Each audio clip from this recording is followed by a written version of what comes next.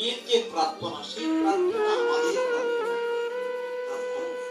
সেই প্রার্থনাটুকু মায়ের কাছে আজকে ষষ্ঠীতে প্রার্থনার মধ্য দিয়ে আমরা আমাদের আজকে পরিবর্তন বিশ্রাম এবং আগামীকাল সপ্তমী, অষ্টমী, নবমী, দশমী পর্যন্ত যেন মায়ের কৃপায় সুস্থ স্বাভাবিক সুন্দরভাবে সকল বৈরী পরিবেশকে উপেক্ষা করে মায়ের চরণে যেন আমাদের ভক্তিতে বিঘ্ন নাশ হয়, সেই প্রার্থনা করে আমরা সকলে একটু প্রার্থনা করি। হে দুর্গতি নাশিনী দেবী দুর্গা, তুমি দানবদেরকে যুদ্ধে পরাজিত করে থাকো।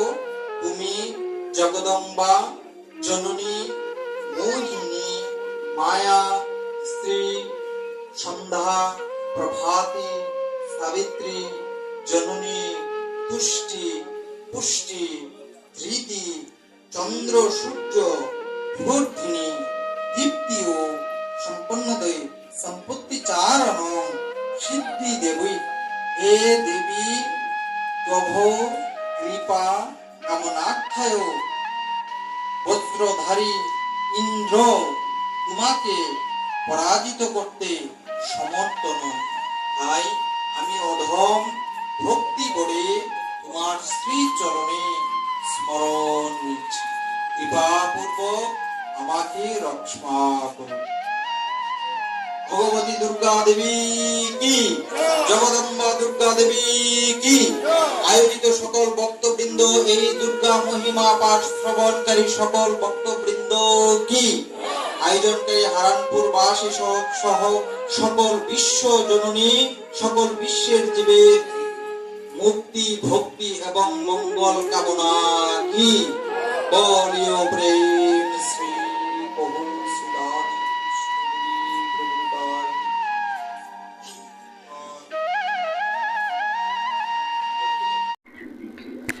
কার্তিক মাসের কৃতকর্ম। কার্তিক মাস বা দামোদর মাস, দামোদর মাসের যে কৃতকর্ম স্কন্দ পুরাণে, পদ্ম পুরাণে কার্তিক কৃত্যাদি স্পষ্ট লিখিত আছে। দ্বাদশ মাসের মধ্যে কার্তিক মাসই হরির, শ্রীহরির অত্যন্ত প্রীতিপ্রদ। এই মাসে বিশেষ রূপে প্রত্যেক দিন দামোদরের পূজা, প্রাতঃস্নান, দান ও ব্রতাদি ক্রিয়া হরির উদ্দেশ্যে আচরণ করা যায়, তৎসমস্তই অক্ষয় হয়ে থাকে। স্কন্দ পুরাণের ব্রহ্মনারদ সংবাদে লিখিত আছে, হে ধার্মিক প্রবর, দুর্লভ মানব জন্ম ধারণ করিয়া যে ব্যক্তি কার্তিক উক্ত ধর্মের অনুষ্ঠান করে না, তাহাকে নিখিল হত্যা পাতকে লিপ্ত হইতে হয়।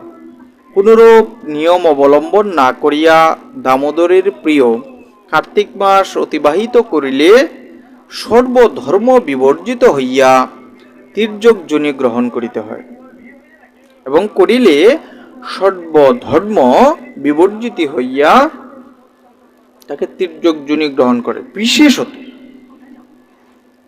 বিধবা ও বর্ণাশ্রমী ব্যক্তি কার্তিক মাসে বৈষ্ণব ব্রতাচরণ না করিলে নিঃসন্দেহে নরকে গমন করিতে হয়। বিষ্ণুর নিয়ম ধারণ না করিয়া কোনো ব্যক্তি কার্তিক মাসে অতিবাহন করিলে আজন্ম সঞ্চিত যাবতীয় পুণ্য ভস্মীভূত হয় এবং সে ব্যক্তি মহাপ্রলয়কাল যাবৎ নরকে অবস্থিত করে। আরো লিখিত আছে, হে দেবর্ষি, কার্তিক মাস সমাগত হইলে যে সকল ব্যক্তি হরিতে রত না হয়, তাহার পিতৃপুরুষ সহ সমন্নগরে অবস্থিত হয়। সহস্র কোটি জন্মান্তে পরম দুষ্প্রাপ্য মানব জন্ম লাভ করিয়া কার্তিক মাসে হরির পূজা না করিলে তদীয় জন্মই বিফল। কার্তিক মাসে শ্রীহরির অর্চনা, হরিকথা শ্রবণ এবং শ্রীহরির দর্শন যাহার ভাগ্যে না ঘটে, তৎকৃত 10 বছর পুণ্য ক্ষয় প্রাপ্ত হয়। কার্তিক মাসের মাহাত্ম্যে স্কন্দ পুরাণে ব্রহ্ম নারদ সংবাদে লিখিত আছে, নিখিল তীর্থস্থান জনিত যাবতীয় দান জনিত ফল কার্তিক মাস ব্রত উদযাপনকারীর যে ফল তার একংশের সদৃশও নহে।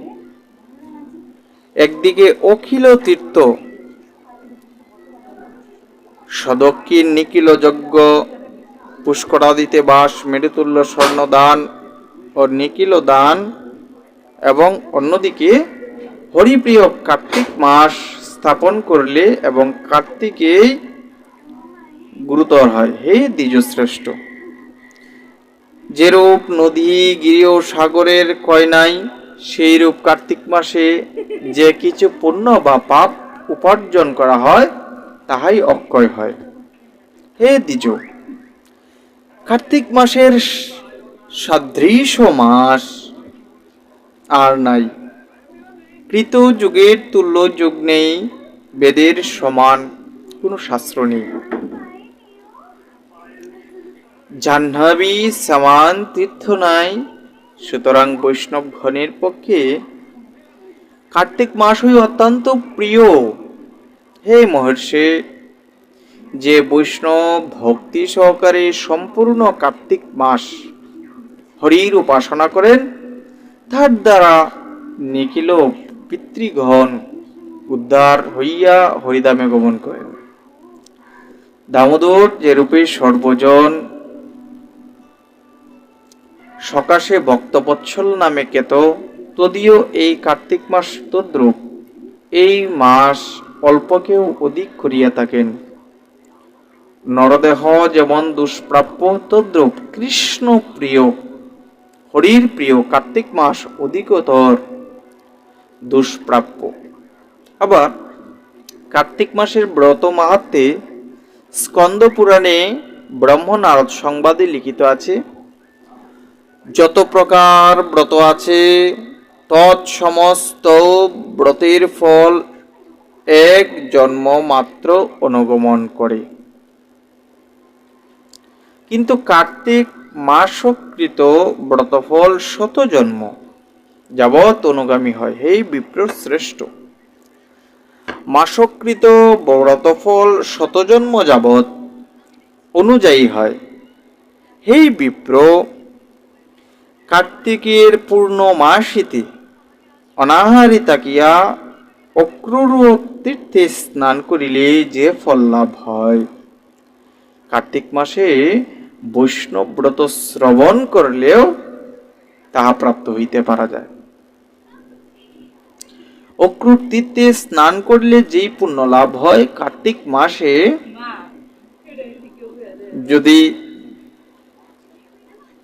কেউ এই কার্তিক ব্রত মাহাত্ম্য শ্রবণ করে তাহলেও তার দ্বারা তা প্রাপ্ত হইতে পারে। কাশীধাম, নৈমিষকানন, পুষ্কর ও আয়ুর্বেদ তীর্থে গমন করিলে যেই পুণ্য অর্জিত হয়, কার্তিক ব্রত ধারা তাহা লাভ হইতে পারা যায়। যে ব্যক্তি কোনো কালে যজ্ঞানুষ্ঠান করে নাই, যে ব্যক্তি কখনোই পিতৃগণের উদ্দেশ্যে পিণ্ডদান করে নাই, কার্তিক ব্রত করিলে সেই ব্যক্তি হরির পরম পদে গতি লাভ করে। কার্তিক ব্রত করিলে সে ব্যক্তি হরির পরম পদ লাভ করেন। প্রত্যাহ যাহা আহার করা যায় কার্তিক মাসে, তন্মধ্যে হইতে কিঞ্চিত পরিত্যাগ করিলে পরম মঙ্গলময় শ্রীহরির সারূপ্য লাভ করিতে পারা যায়, সে বিষয়ে কোনো সন্দেহ নাই। হে বিপ্রশ্রেষ্ঠ, কার্তিক ব্রত করিলে চারি বর্ণাশ্রমের মধ্যে কাহাকেও বিজনিতে দেহ ধারণ করিতে হয় না। যিনি বিধানে কার্তিকোক্ত বৈষ্ণব ব্রত সমাপন করেন, মুখ্য তাহার করতলগত জানিবে। কার্তিক মাসের কর্ম বিশেষের মাহাত্ম্যে স্কন্দ পুরাণে ব্রহ্মনারদ সংবাদে আরও সুস্পষ্টভাবে উল্লেখ করেছে, হে বিপ্রশ্রেষ্ঠ, কার্তিক মাসে হরির উদ্দেশ্যে যদি কেউ অন্নাদি দান করেন, হোম করেন, জপ ও অপর যাহা কিছুই করা যায় তাহাই অক্ষয় ফলপ্রদ হয়। কার্তিক মাসে যিনি হরির সহস্র নাম স্তোত্র ও গজেন্দ্র মুক্তি অধ্যয়ন করেন, তাহাকে সংসারে আর পুনর্গমন করিতে হয় না। যিনি কার্তিক মাসে হরির সম্মুখে কর্পূর সংযুক্ত অগুর দান করিতে মনোবাসনা করেন এবং অগুরু দগ্ধ করেন, যোগান্তেও তাহাকে আর পুনরায় সংসারে দেহ ধারণ করিতে হয় না। যিনি প্রত্যাহ প্রত্যেক দিন শাস্ত্র চর্চার দ্বারা কার্তিক মাস অতিবাহিত করেন, তিনি নিখিল পাতক বস্মীভূত করিয়া যজ্ঞাযুত ফল লাভ করেন। নিতাই গৌর হরি বল। এই জন্যই কার্তিক মাসে বেশি বেশি শ্রীমদ্ ভাগবত অধ্যয়ন, গীত অধ্যয়ন এবং শাস্ত্রাদি পাঠের আয়োজন করা হয়ে থাকে। এই জন্য শ্রবণ কীর্তন করিলে শতকুল পরিত্রাণ হয়। যিনি সম্পূর্ণ কার্তিক মাস এক ভক্ত হইয়াও অবস্থিত করেন, তিনি সর্বশক্তি মহাসম্পন্ন পরাক্রমশালী শ্রী শ্রী কার্তিকশালী হইয়া দেহ ধারণ করেন। আরও লিখিত আছে, যিনি কার্তিক মাসে পলাশপত্রের মাধ্যমে মধ্যমপত্র ত্যাগ করিয়া হরির নৈবেদ্য সেবন করিবে, তাহার পাপরাশি বিদূরিত হয় এবং তিনি মুক্তি লাভ করেন। কিন্তু পলাশপত্রের মধ্যপত্রে আহার করিলে চতুর্দশ ইন্দ্রের রাজত্ব পর্যন্ত নরকে অবস্থিত করতে হয়, কেননা ওই পত্র রুদ্র কর্তৃক অধিষ্ঠিত। তাই পলাশপত্রের মধ্যপত্র বাদ দিয়েই আহার করতে হয়। এবং কার্তিক মাসে প্রতিদিন প্রাতকালে শয্যা ভঙ্গের পরে নিদ্রা ত্যাগ করিয়া স্নানাদি কর্ম সমাপন করে প্রাতকালে 2 থেকে 3টি করে তুলসী পাত্র খালি পেটে যদি ভগবানের নিবেদিত তুলসী পত্র চিবিয়ে খেলে শরীর নিরোগ মুক্ত হয়। কার্তিক মাসের আবহাওয়া তুলসী পাতা প্রয়োগ সর্বদা দেহকে নিরোগ রাখে, কারণ তুলসী যেমনি বৃন্দাদেবী ভক্তি দেবী, তেমনি ভেষজ উদ্ভিদ, তার ভেষজ ক্ষমতাও অত্যাধিক। স্কন্দ পুরাণে কৃষ্ণ সত্যভামা সংবাদে লিখিত, হরির উদ্দেশ্যে জাগরণ, প্রাতঃস্নান, তুলসী সেবা, উদযাপন ও দীপদান এই সমস্ত কার্তিক মাসের কর্তব্য ব্রত। ব্রতজন কার্তিক মাসে এই 5টি ব্রত সম্পাদন করলে ভক্তি ও মুক্তির ফল লাভ করিতে পারেন। নিতাই গৌর হরি বল। কি বলছে স্কন্দ পুরাণে, যে হরির উদ্দেশ্যে জাগরণ থেকে নাম জপ করা, প্রাতঃ স্নান করা, তুলসীর সেবা করা এবং দীপদান ব্রত উদযাপন হরির, এগুলো যদি কেউ করে তাহলে এই 5টি ব্রত পালন করলে সে মুক্তি লাভ করে এবং ইহজগতের ভক্তি লাভ করে থাকে।